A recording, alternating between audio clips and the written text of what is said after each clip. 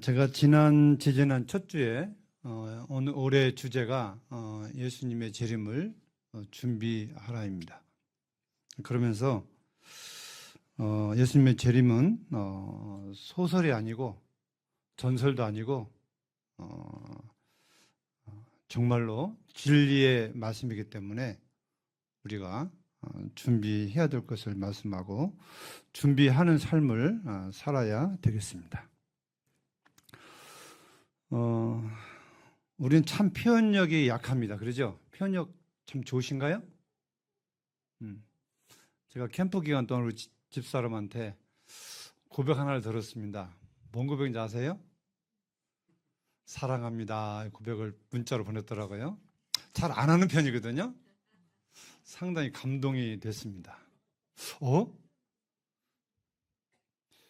안 하던 일을 하면 어떻게 된다고 하죠? 죽는다는 얘기가 있어요. 그래서 걱정이 되더라고요. 감동이 되면서 안 하던 일 하다 보면 죽게 되는데 그러지 말아야 되는데 이런 염려가 살짝 있으면서 저 또한 사랑한다고 표현을 같이 했는데 형제님들 부부간에 표현 잘 하십니까? 우리 나사우 형제님 표현 잘 하세요? 자매님 잘 하시는가요? 꼭 말로만 해야 하나? 경상도 사람 그러는데 말을 해야 합니다. 처음에 참 어색한데 좀 이렇게 습관을 들이면 괜찮습니다. 말 속에 뜻이 있기 때문에 사랑한다고 말을 하며 살면 안 하고 사는 것보다 훨씬 사랑하며 살고 있습니다. 혹시 그 사랑합니다 표현 잘 하시는 우리 가정이 누가 있을까요? 우리 연주자매님 가정이 뭐 그런가요? 연주자님은 잘할 것 같은데. 시청자님 잘하세요? 말 안 하시는 거 보니까 잘하는 것 같아요. 우리 양희재님 잘하십니까? 그래요.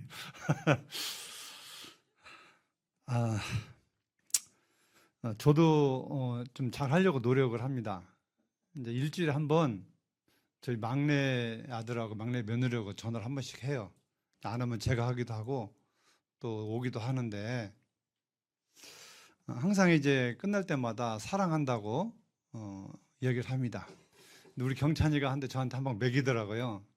뭐라고 하냐면 엄마, 아빠 형한테나 그 형수님한테도 해요? 그래서 물어보더라고요. 그래서 가만히 생각해 보니까 자주 만나는 것 같아서 안 하는 것 같아요. 그래서 왜 형한테 형수님한테 안 해요? 호구 사셔야지 우리처럼 그래요. 그래서 내가 한 기억 있나?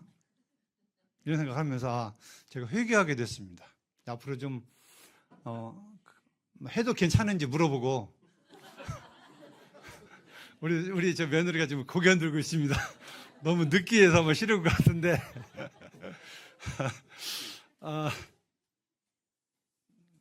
느끼해도 뭐 해야 될 것 같아요. 나중에 죽으면 아쉬움을 느낄 것 같아서 주님 말씀에 듣든지 안 듣든지 말씀을 전파하겠는데 원하든지 안 하든지 제가부터 하게 되면 또 오겠죠? 심리를 거둔다고 했으니까 내가 먼저 실천하시는 삶이 되기를 바랍니다. 내가 먼저 사랑한다고 고백하며 사시는 삶이 되기를 바랍니다. 다른 사람이 먼저 하기를 바라지 마시고 내가 먼저 사랑한다고 고백하면 이제 손해보지는 않습니다. 어쨌든 우리 모두가 다 자식한테나 부모한테나 남편한테나 또 아내한테나 이 땅에 사는 동안이 짧아요. 길지 않습니다. 짧은 시간 표현하면서 살아가는 삶이 되기를 바랍니다. 한번 뒤에 다시 한번 읽어볼까요? 시작. 예수님의 재림을 우리는 좀 준비하는 삶을 살고 있습니다. 예수님 보고 싶습니까? 한번 손 들어보세요. 예수님 보고 싶은 분. 빨리 보고 싶은 분. 제가 매주 수요일, 금요일, 일요일 참석하잖아요. 이번 학생 캠프 때 2번을 제가 빠졌습니다. 수요일 날 빠지고 그물려 빠진데 보고 싶더라고요, 성도님들.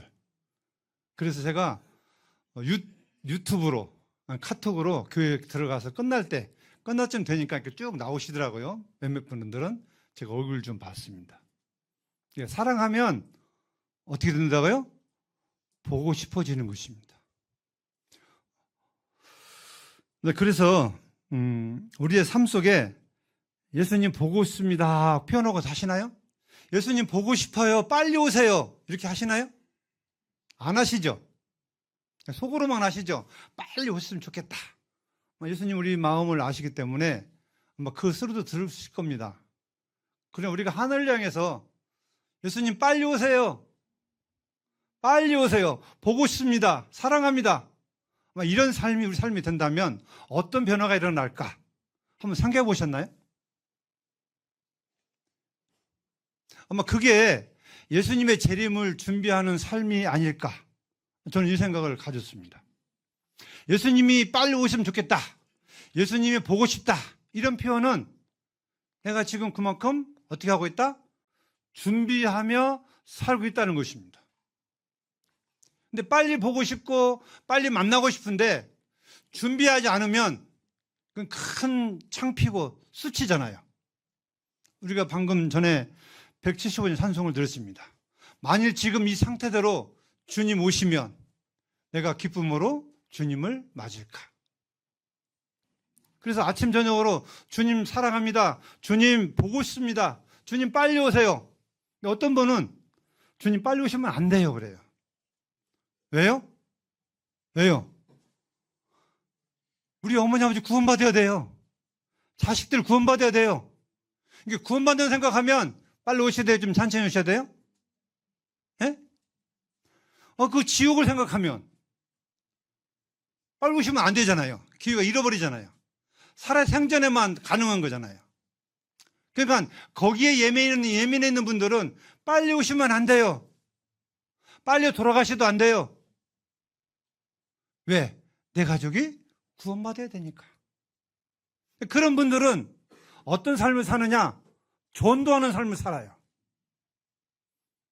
매일매일 기도하면서 주님이 빨리 오시기를 기다리는 사람들은 전도하며 살게 되어 있습니다.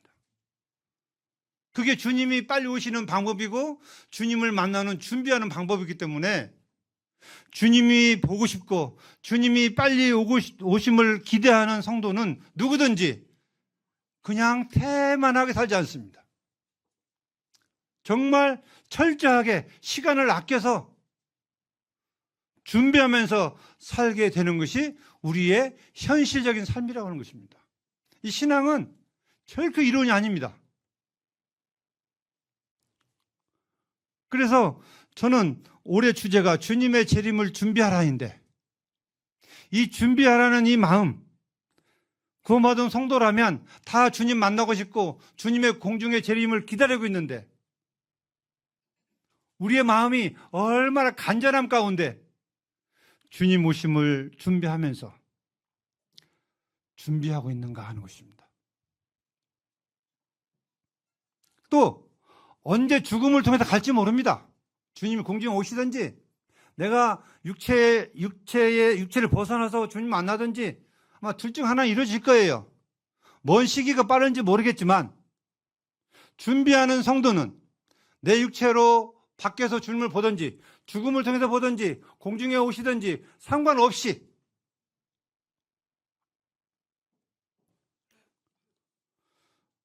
준비하며 살게 될 것입니다. 우리 한번 같이 저희를 향해서 주님 보고 싶어요, 빨리 오세요 한번 해볼까요? 한번 같이 한번 해볼까요? 한 번도 안 해보셨죠? 잘 안 하시지죠? 한번 우리 가지고 한번 해봅시다. 우리가 고개를 안 쳐도 뭐 주님 보고 계시는데 기왕이면 고개 쳐들고 주님 보고 싶어요, 사랑합니다 한번 해볼까요? 시작. 주님 보고 싶어요, 사랑합니다. 보십시오.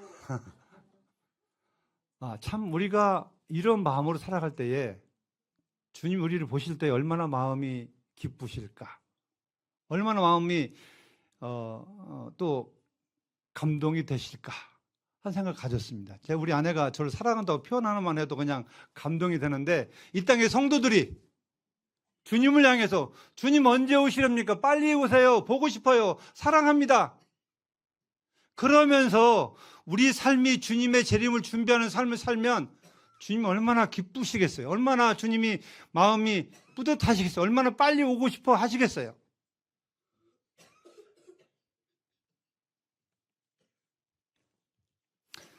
그래서 오늘 말씀을 제가 76장 이 찬송 가사에 다 나와 있더라고요. 이 찬송 가사에 보시면 1절, 2절, 3절, 4절 이 가사를 의미를 잘 생각해 보시면 우리 마음의 준비를 적어도 다 잡으면서 준비하고 살지 않을까. 우리는 깨어서 주님을 준비해야 됩니다. 마주 준비해야 되겠죠? 그 다음에 우리에게 주님이 오신다면 우리는 2절의 말씀처럼 부끄러움 없이 잘하였다 주님 칭찬하며 주님을 맞이하여야 되겠습니다. 또 주님이 나에게 맡겨주신 일, 정말 지금 충성스럽게 잘하고 있는지, 최선을 다하고 있는지 한번 돌아보면서 그래도 나는 부족하지만 참 열심히 하고 있다. 이렇게 마음에 확신 넘칠 때에 우리 마음가운데 평안이 있을 것입니다. 주님 언제 오실지, 밤에나 낮에나 오실지 모르겠지만 우리는 늘 깨어서 주님을 오심을 기다리는 이런 삶을 사는 성도는 주님의 큰 영광의 재림을 아마 보게 될 것입니다. 예수님의 초림시에, 예수님 육신 오실 때에 예수님이 오심을 예언하는 말씀을 아는 사람들은, 아는 성도들은 준비를 하며 살았습니다. 그 중에 한 사람이 누구죠? 바로 엘리사벳이었습니다. 마리아가 잉태하여 엘리사벳 집에 갔을 때에 먼저 침례 요한이 6개월 먼저 잉태했죠? 그때 뱃속에 뛰어놀면서 알아봤습니다. 예수님의 오심을. 그러면서 찬송하고 감사하고 찬양을 했습니다. 동방 박사들이 그랬습니다. 아는 사람들은, 이것이 진리인 것을 아는 사람들은 준비하면서 기다리고 있는 것입니다. 주님의 재림은 진리이고 곧 일어나게 될 것입니다. 우리 말씀 한 구절 보겠습니다. 디모데 후서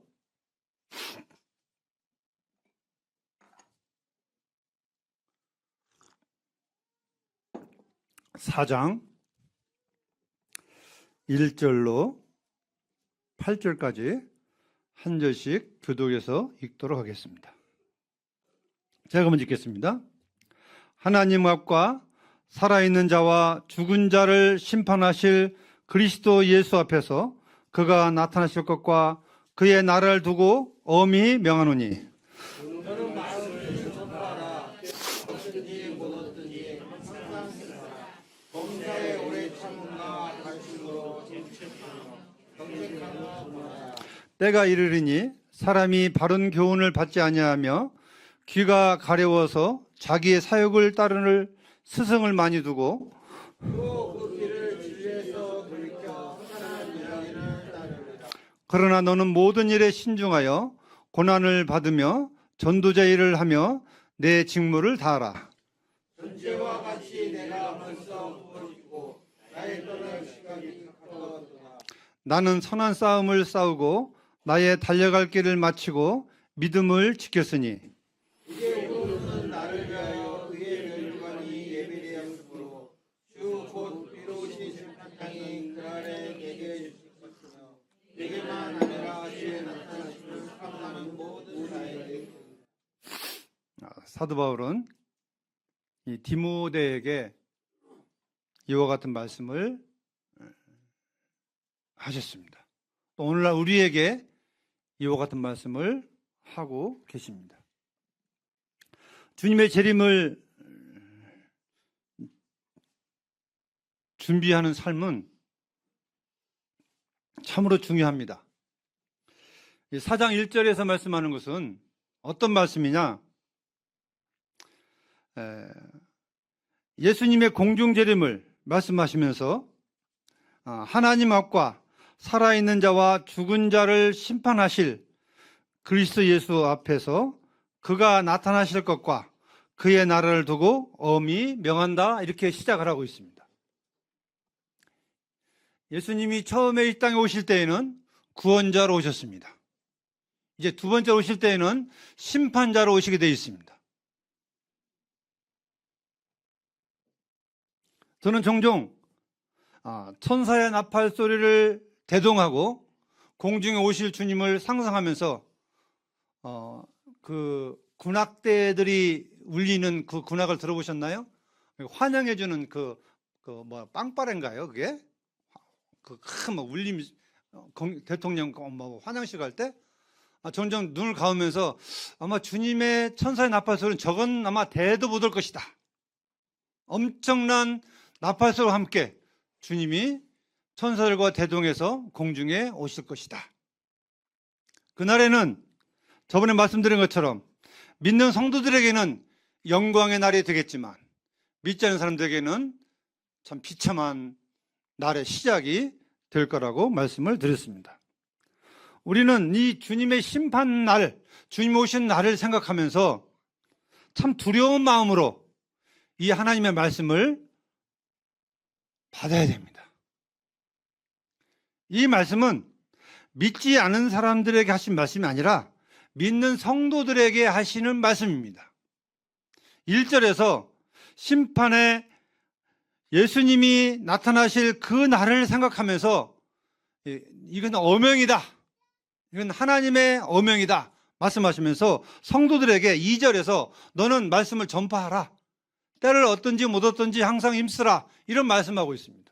여기 말씀은 어떤 말씀일까요? 어떤 말씀? 여기는 복음의 말씀입니다. 사도 바울이 전했던 복음의 말씀. 여기 5절에 보시면 전도의 일을 하라, 이렇게 말씀하고 있어요.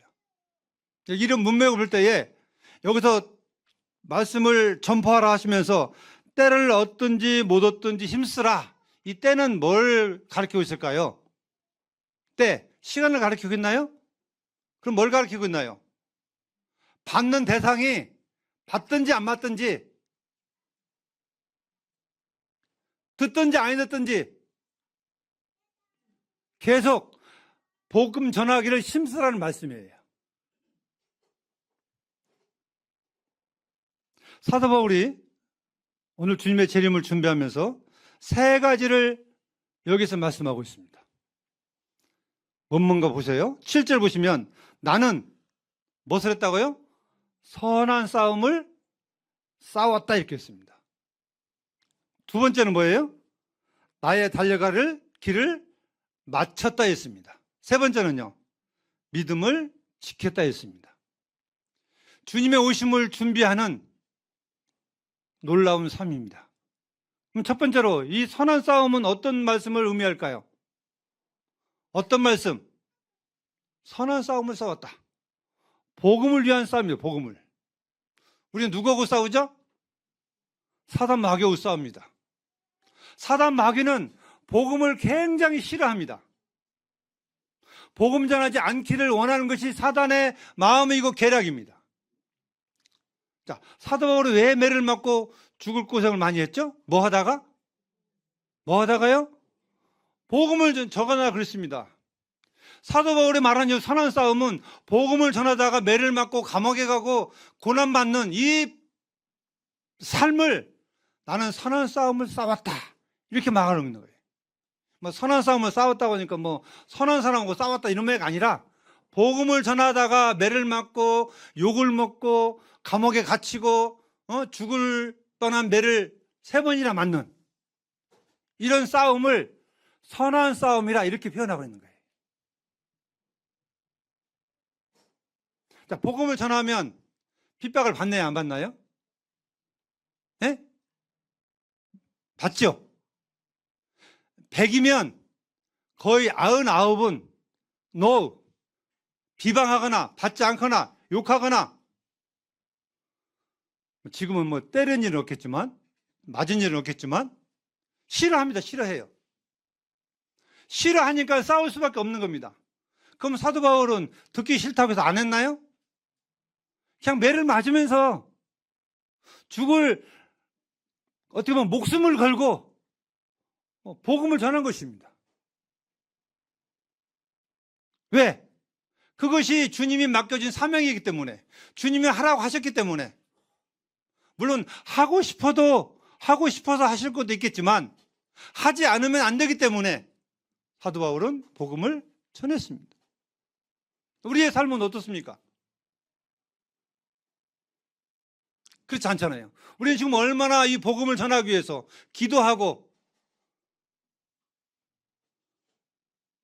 힘쓰고 계십니까? 또 들을 만한 사람에게는 한마디 해주지만 한마디 했다가 한번 화를 확 내면 어떡하라고 이제 확 죽어가지고 그냥 말도 못 꺼내는 이런 삶이 우리가 얼마나 많습니까? 형제님들, 복음 전하다가 욕을 얻어먹은 적 있으세요 혹시? 한번 들어보세요. 난 복음 전하다가 욕을 얻어먹었다. 이 세상 욕, 좀 더러운 욕들 있잖아요. 또 맞은 분들 계십니까? 욕을 먹은 적 계십니까?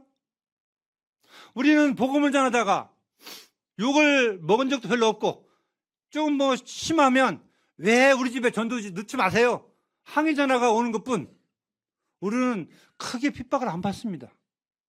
또 오늘날 성도들이 핍박을 안 받는 그 이유 중 하나가 복음을 안 전하기 때문에 그냥 편안한 삶을 살고 있는 거예요.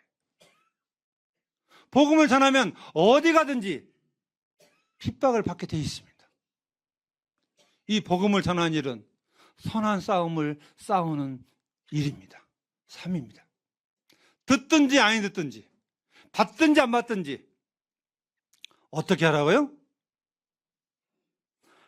항상 힘써라. 힘써란 말은 저절로 나오는 게 아니라 내가 막 정말 의지를 가지고, 하나님의 명령이기 때문에 순종하는 차원에서. 우리는 때때로 전도하다 보면 저도 그런 마음이 들어가요. 전도하면 지 천국 가라고 하지, 지 좋으라고 하지, 나 좋나? 지가 아쉽지 내가 아쉽나? 이런 마음이 들어서 몇 번 거절하면 그냥 속이 상해가지고 안 할 때가 많은데, 하나님 말씀은 그렇지 않습니다. 듣든지 아니 듣든지, 반항하든지 순수하든지 그 전하기를 힘쓰라고 하는 것입니다. 우리가 복음을 전하다 보면 막 반대하는 사람들이 갑자기 획가닥 주님이 돌이켜서 구원받게 하십니다. 또 부드럽게 하는 사람들이 수년간 전도해도 구원 못 받는 사람들이 있어요. 누가 구원받을지 모릅니다. 그건 하나님만 아시는 거예요.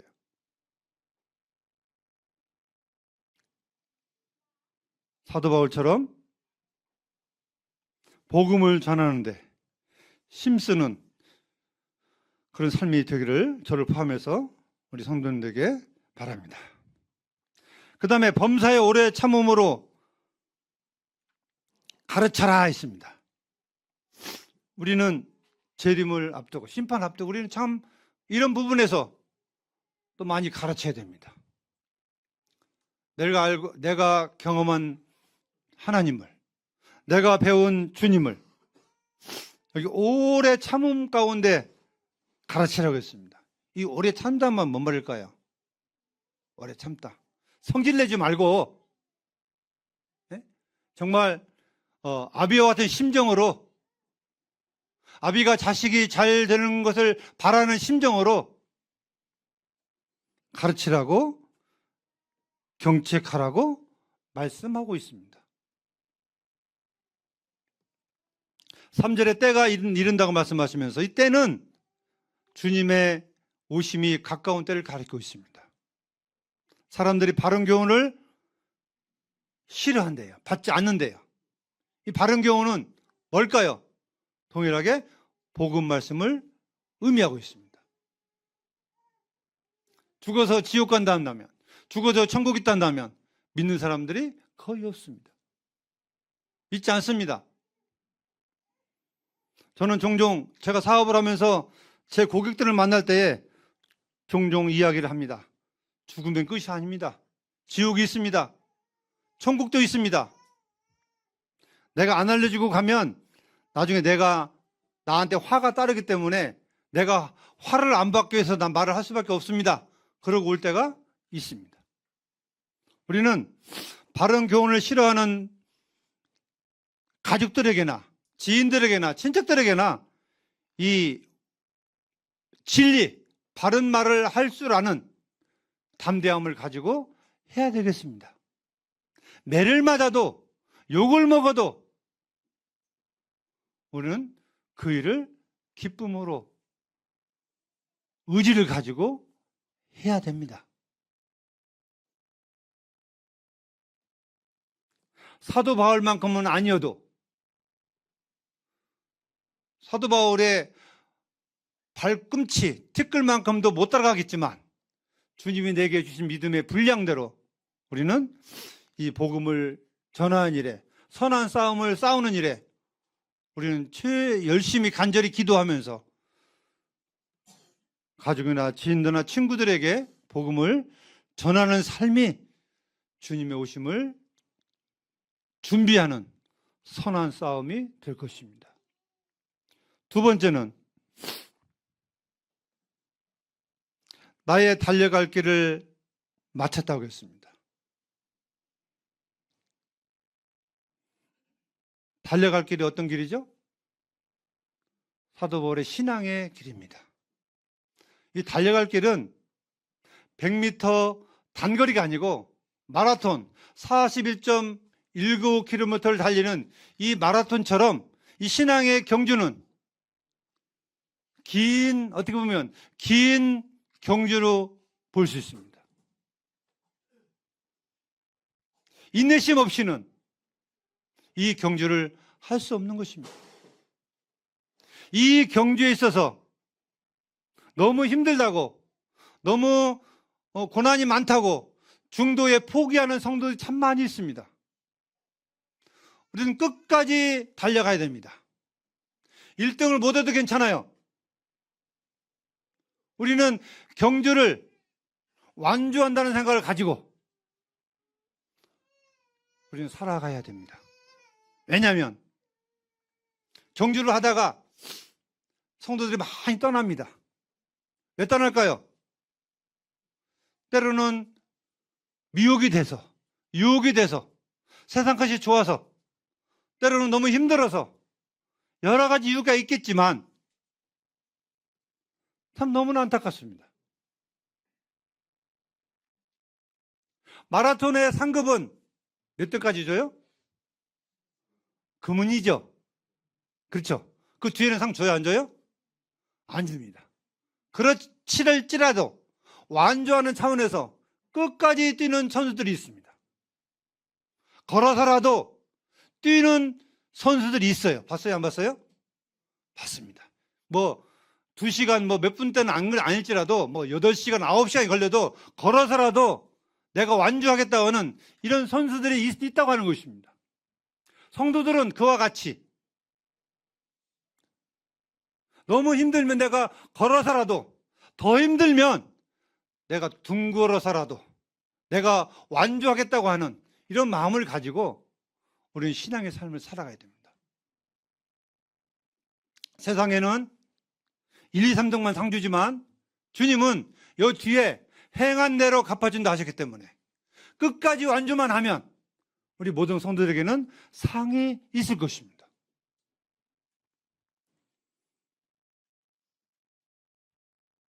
사도 바울처럼 구원받은 이후에 죽음을 앞에 두고 있는 이 시점까지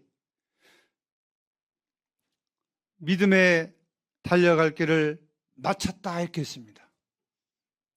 저 집에서 이 말씀 묵상하면서 참 너무 감동이 됐습니다. 나도 이렇게 살았으면 참 좋겠다. 이렇게 살다가 주님 공중에 오시면, 아니 내가 육체 밖에서 주님 만날지라도 이렇게만 살 수만 있다면 이건 성공적인 삶이 아닌가 하는 것입니다. 세상에는 성공적인 삶을 살기 위해서 많은 사람들이 노력하고 삽니다. 돈을 위해서, 명예를 위해서, 권세를 위해서 많이 공부하고 많이 투자하고 많이 하지만 정말 제가 오늘 아침에 집에서 나올 때에 찬송가에 보면 허사가가 있습니다. 허사가 혹시 아시나요? 옛날 이윤범 형제님이 불렀던 허사가, 세상사 살펴니 모든 것이 다 헛되다. 한번 유튜브에 쳐서 세상 허사가를 쳐보세요. 그리고 한번 그거 잘 들어보세요. 정말 잠깐이에요, 잠깐.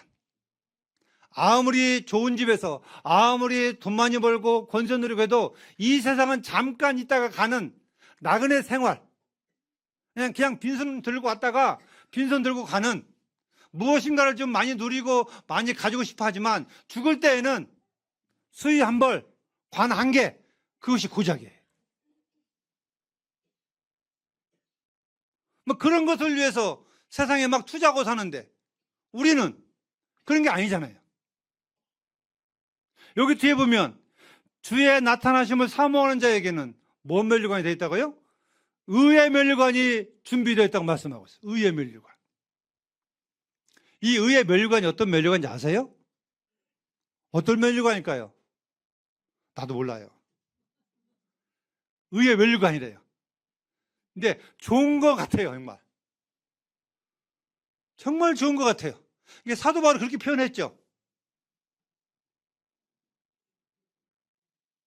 우리가 이 면류관을 볼 때에 우리는 다 놀랄 것입니다. 놀라지 아니하는 성도들이 하나도 없을 것입니다. 우리는 끝까지 믿음의 경주를 가야 됩니다. 너무 힘들면, 너무 어려우면 서로 의지하고 서로 사랑해서 같이 함께 우리는 이 믿음의 경주를 끝까지 해야 됩니다. 우리는 함께 가야 될 의무가 있고 함께 이 믿음의 달려갈 길을 가야 될 사명을 가지고 있습니다. 하나님의 교회는 다 같이 이 믿음의 경주를 해야 되는 것입니다. 세 번째로 뭐가 있죠? 믿음을 지켰다 했습니다. 이 믿음을 지키는 말씀은 어떤 의미를 가지고 있을까요? 믿음을 지켰다. 자, 믿음을, 이 말씀의 뜻을 바른 대로 생각한다면 믿음을 배반했다. 그건 어떤 삶이 믿음에 배반한 거죠? 네? 굉장히 중요한 의미를 가지고 있습니다. 이 믿음을 지켰다고 하는 것은 주님의 뜻대로 살았다는 거예요. 주님이 원하시는 삶을 살았다는 거예요. 내 마음대로 살지 않고 하나님이 원하시는 법에 따라서, 말씀에 따라서 살았다고 하는 거예요. 믿음을 배반한 것은 하나님 말씀을 배반한 것이고 하나님을 떠난 거예요.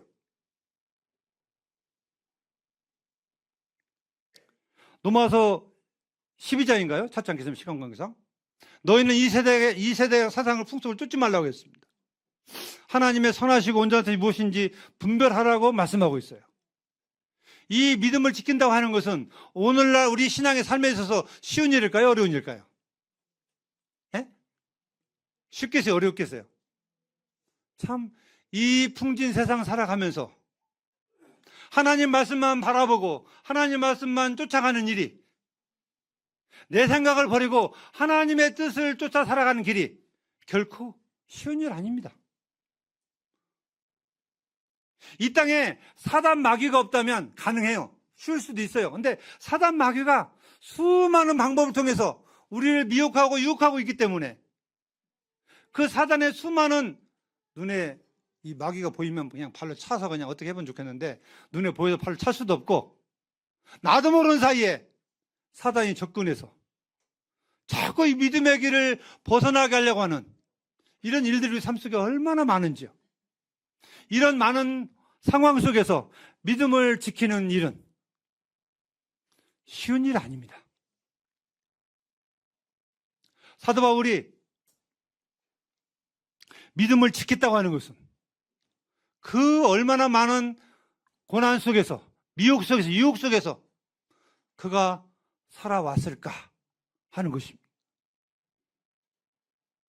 근데 중요한 것은 사도 바울이 핍박을 받으면서 믿음을 지킨 거하고 오늘날 우리들이 이 자유함 속에서 믿음을 지키는 거하고 어떤 것이 더 어려울까요? 뭐가 더 쉬울까요?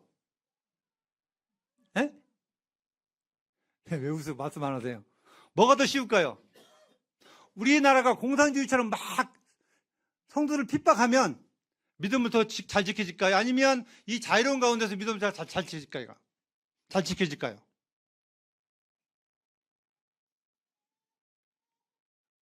대개 보면 핍박이 일어나는 곳에 참신앙이 일어나요. 핍박을 이기는 것이 참신앙의 길입니다. 핍박을 받으면 받을수록 누굴 많이 의지하죠? 누구를?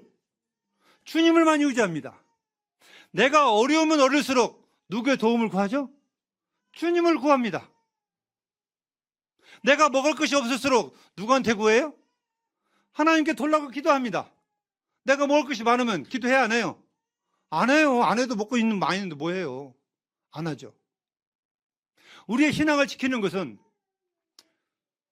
옛날 노이드 형제님이신가요? 소련에서 그 불타는 뭐라고 그러죠? 그게? 시베리아 불꽃. 거기에 보면 그 핍박 가운데서 이렇게 나왔을 때 지금 그것이 지금 가물가물한데 그 핍박에 있는 성도들이 그 나가는 형제에게 우리는 형제를 기도하겠다. 저 자유운동에 나가면 세상 것과 물들 것을 위해서 우린 기도하겠다. 이렇게 고백했다고 합니다. 믿음을 지키는 일은 이 자유가 주어질 때 물질이 많고 자유가 주어지고 이럴 때에 더 어렵게 되는 거예요. 더 힘들게 되는 것입니다. 그래서 오늘 어떻게 보면 사도 바울이 사는 시대하고 지금 시대하고 믿음을 지키는 걸 어느 것이 더 쉽겠는지 할 때에 지금 시대가 더 믿음을 지키는 것이 어려운 시대에 살고 있습니다. 막 율법적으로 기도 하루에 한 번씩 안 하면 막 몽둥이로 하나님 때린다고 하면 다 기도할 거예요. 그러겠죠? 안 그래요? 네? 말씀을 막 안 읽으면 막 가다가 막 다리가 막 부러지든지 막 팔이 부러지는 벌을 주면 그거 아는 사람 있겠어요? 다 하겠죠. 겁나서도 할 거예요. 하고 싶어서 하는 게 아니라 그냥 맞을까봐 겁나서 할 수 있을 거예요. 근데 오늘날 우리가 이 믿음을 지켜가는 길은 우리가 우리 스스로 주님을 의지하고 기도하고 말씀을 묵상하면서 주님이 원하지 않는 길은 가지 말아야 되고 주님이 원하는 길만 가야 되는 거예요. 근데 왜 이렇게 내 마음대로 하죠? 왜 내 생각대로 하죠?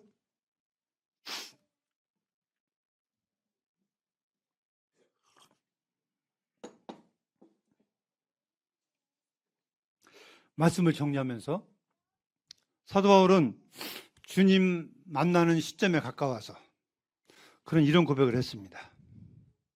나는 선한 싸움을 싸우고 나의 달려갈 길을 마치고 믿음을 지켰으니 이제 후로는 나를 위하여 의의 멸관이 예비되었다. 상 받을 일만 남은 거죠. 그러므로 내게만 주실 것이 아니고 주님의 나타나심을 어떤 사람에게요?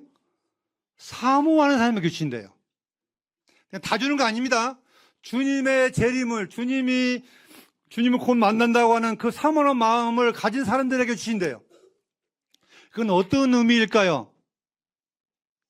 주님을 만나는 사모하는 마음을 가진 사람은 이 세 부분에 선한 싸움을 싸우고 달려갈 길을 마치고 믿음을 지키는 이 삶을 살아가는 사람들이 주님을 사모하는 사람들이고 주님을 사랑하는 사람들이라는 거예요. 이런 사람들에게는 의의 면류관이 준비되어 있다. 이렇게 말씀하고 있는 것입니다. 주님의 재림을 준비하면서 내 마음대로 살아가지 않기를 바랍니다. 주님의 재림을 준비하면서 나는 끝까지 가겠다고 하는 경주를 하는 신앙이 되기를 바랍니다. 주님의 재림을 준비하면서 나는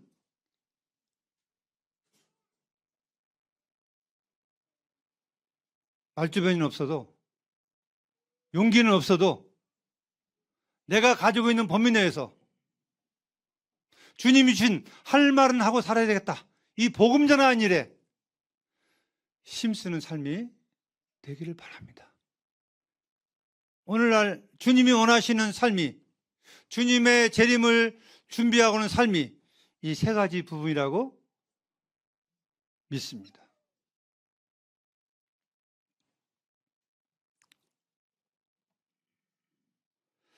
주님의 재림을 준비 안 하고 사시는 성도들은 이 세 가지와 무관하게 살게 될 것입니다.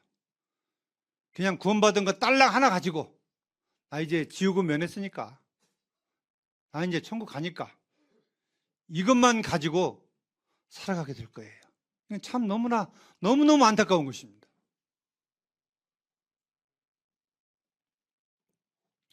말씀을 줄이면서 우리 성도님 삶이, 제 삶이 주님의 재림을 준비하는, 언제 주님이 오셔도, 언제 내가 죽어서 주님을 만나도 부끄러움이 없는 그런 주님의 만남이 되기를 바랍니다. 내 생각을, 내 뜻을 주님의 생각, 주님의 뜻이라고 여기지 마시고, 우리는 다 하나님의 것이고 주님의 것이기 때문에 포인트를 주님에다 맞추고 살아가는 삶이 되기를 참으로 기도합니다. 얼마 남지 않았습니다. 정말 얼마 남았습니다. 이번 주 숙제입니다. 아침 저녁으로 주님 보고 싶어요. 주님 사랑합니다. 이렇게 한마디라도 하시면서 시작을 하시고 마무리하시는 한 주가 되기를 바랍니다. 제가 다음에 말씀드릴 때 물어보겠습니다. 아침에 일어나서 주님 보고 싶어요. 오늘도 안 오시렵니까? 주님 사랑합니다. 저녁에 주무시면서 주님 밤중에도 오셨으면 좋겠습니다. 언제든지 오십시오.